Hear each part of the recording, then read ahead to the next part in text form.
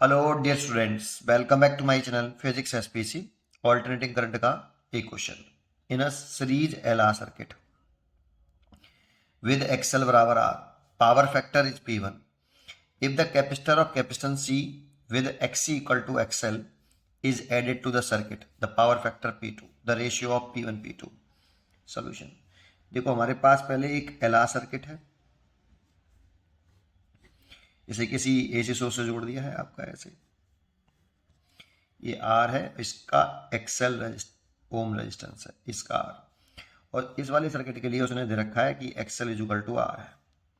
और इसका power factor, इस सर्किट का पावर फैक्टर जो होता है कॉस पाई, इसकी वैल्यू दे रखी है हमें P1। ठीक है, इस पावर फैक्टर कॉस पाई को बोलते हैं, इसकी वैल्यू P1 दे रखी है। सेकंड केस में कह रहा है कि इस एलआर सर्किट में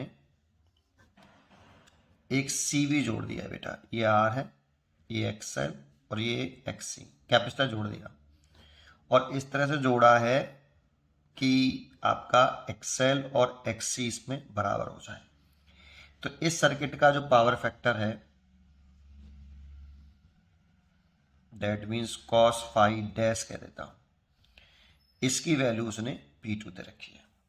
और P1 P2 का हमसे रेशियो पूछा है। देखो, पावर फैक्टर क्या होता है?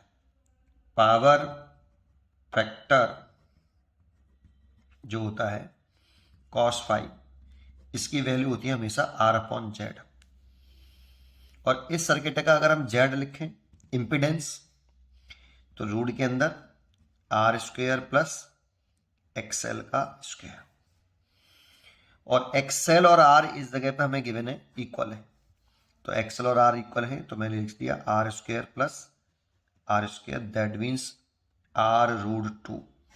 इसीलिए इसका जो पावर फैक्टर आ जाएगा यहां से, इसकी पावर फैक्टर की वैल्यू P1 दे रखी है, और R है और Z भी R/√2 है।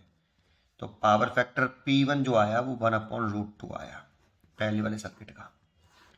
इस सर्किट का पावर फैक्टर निकालना है तो इसका भी इंपिडेंस निकाल लो, Z रूट के अंदर R² plus XL minus XC का होल स्क्वायर। ये LCR सर्किट हो गया, इसका इंपिडेंस का फॉर्मूला ये होता है।